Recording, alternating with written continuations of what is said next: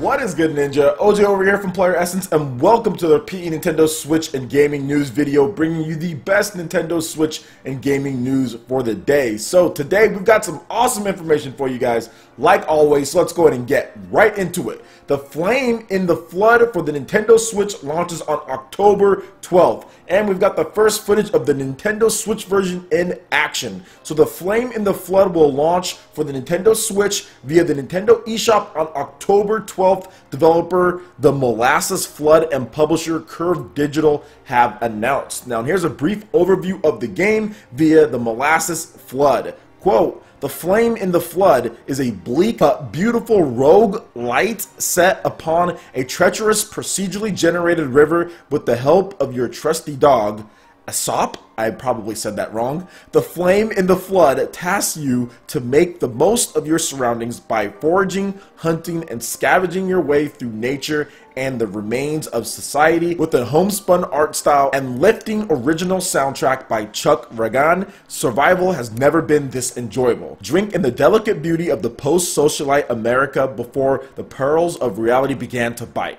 Wild animals, the natural elements, and the great winding river all pose unique threats in a game where survival is achieved through a mix of smarts and resourcefulness. Playing as an intrepid wanderer, scout, you must feed and clothe yourself from the land and whatever else you find along the way, craft equipment and traps, upgrade your makeshift raft, and brave the rapids, all set against the stark majesty of the game's forgotten world." The Flame and the Flood first launched for Xbox One and PC on February 24, 2016. A PlayStation 4 version, The Flame and the Flood Complete Edition, was released on January 17, 2017, and now we are getting the Nintendo Switch version this time. So it's pretty good from these developers. They took it one at a time as far as making sure that each port of the game ran well and released when it was able to release. So we're getting this version here, the Nintendo Switch, and obviously this isn't going to be a big graphically intense game. So once again, if you are going to pick it up or if you haven't heard about it, Nintendo Switch version might be the best bet, considering you're probably going to get all of the content from the previous versions. In addition to that, you're going to get the portable play as well, being able to play this type of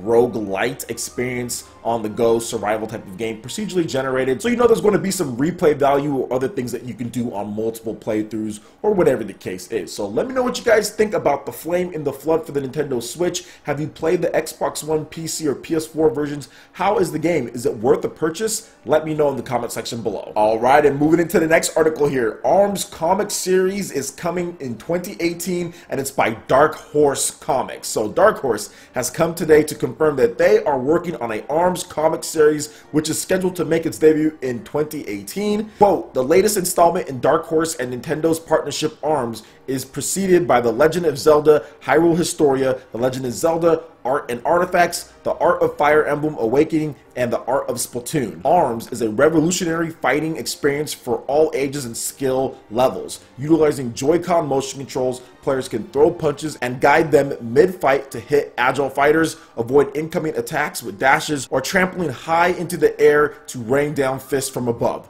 Players can select from a colorful cast of fighting champions and try to win the coveted championship belt in the ARMS Grand Prix. Dark Horse will publish the first of the ARMS graphic novels in fall 2018. So let's talk about this just a little bit, because I think Nintendo is setting up a ARMS single player story mode, probably in ARMS 2. I think that's what they're trying to do here. They're trying to get more people involved in the ARMS franchise as far as just how the characters are, get the popularity of them out there, and I think that's pretty much the one thing that people had an issue with when it came to ARMS, outside of other things as far as competitive balance. But it's also the fact that it didn't have like a single player real story mode. It had an arcade mode where you can go through and win the belt and all that, but it didn't have a real story mode. So I think Nintendo is really setting that up with ARMS 2, and I just feel the budget probably wasn't there since it was a new IP, because they had to add quite a number of things after launch. But I do feel that now that it is a big seller, it is a new franchise that is worth the investment based on the sales so far, well over 1 million units worldwide on the Nintendo Switch.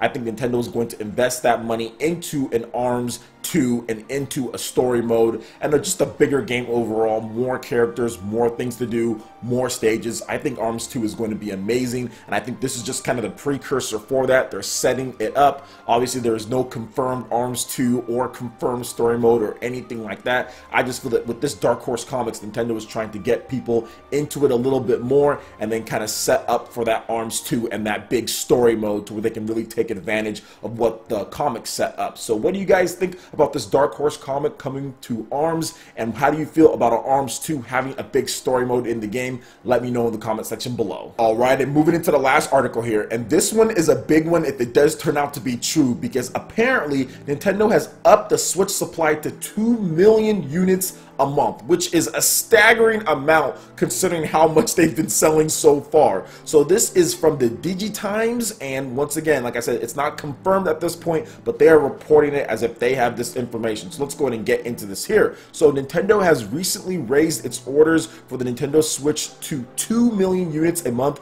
because of the product's surging demand, and the vendor is expected to be able to achieve its annual shipment target of 20 million units for 2017. According to sources from the upstream supply chain, since the Nintendo Switch reportedly will begin selling in the China market in early 2018, the sources believe the device's shipments may rise further next year.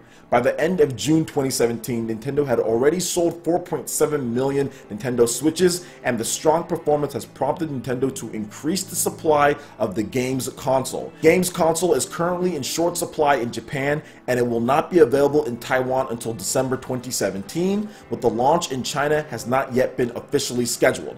China lifted the ban on games console sales in early 2014. Microsoft started selling its Xbox in China at the end of 2014, and Sony released its PlayStation in early 2015. In 2016, China's games console sales grew 56.7% on year, a growth higher than the worldwide average according to China's official figures.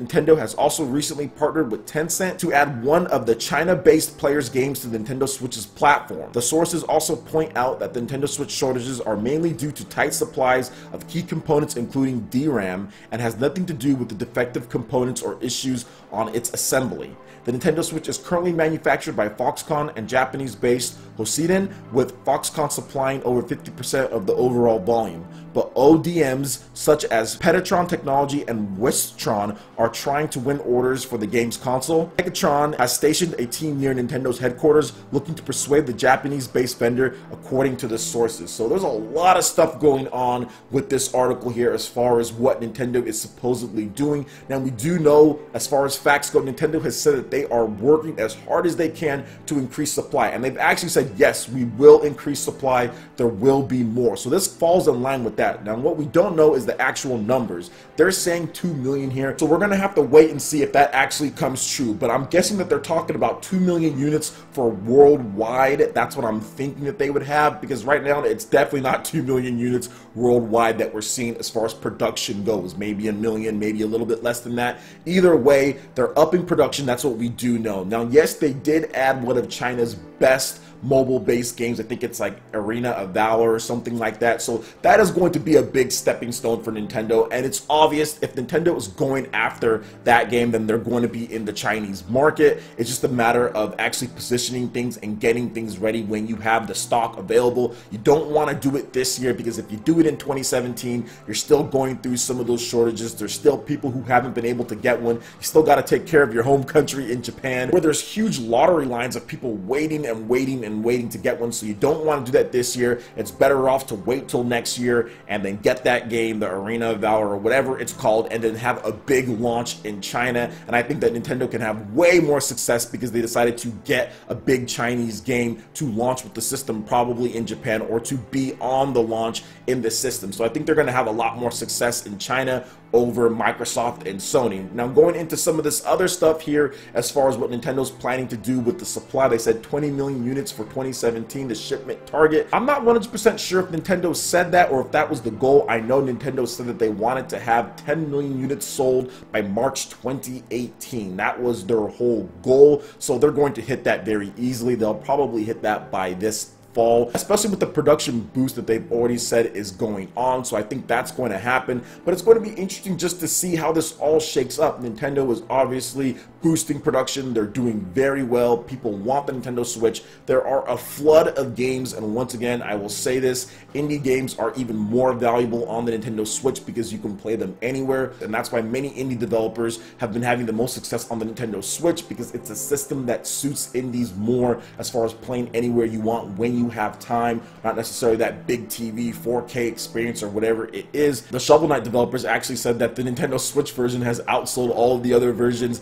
on other consoles, which is absolutely incredible considering how many consoles Shovel Knight is on and the install base is compared to the Nintendo Switch. And it was a launch title with treasure trove, so that's very, very impressive for the Nintendo Switch. So that's kind of what we're seeing, and a lot of developers are jumping on, but Nintendo has to play this one smart when it comes to the production boost in addition to when they launch in Japan. But all things are pointed up when it comes to Nintendo. They're doing a fantastic job there. They're doing a very good job there when it comes to things, and hopefully this actually does come true and we will start seeing these boosts as far as the sales numbers go across the world. Alright, Ninja, that wraps it up for this video here. Go ahead and check out the links in the description below. We've got Facebook, we've got Twitter. Go ahead and give us a like and a follow on our social media. Really helps us spread the content of PlayerEssence across the interwebs in addition to YouTube. Also, make sure you check out our Patreon page, pledge any tier, be entered into win some awesome prizes. In addition to that, we have Discord voice chat and prized eShop tournaments. Also, make sure you check us out on YouTube Gaming and consider sponsoring PlayerEssence. We have some awesome live streams going on every single night, so it's really fun. Plus, you can get in on the action by getting my friend code and playing in Splatoon or Mario Kart. Link in the description below. Also, make sure you hit that like button if you did like this video. Lets me know you guys want more content like this going forward in the future. And subscribe to PlayerEssence for the latest RPG, Nintendo, and Japanese gaming news. Thank you so much for watching, and we'll catch you, Ninja, for the next video. Peace.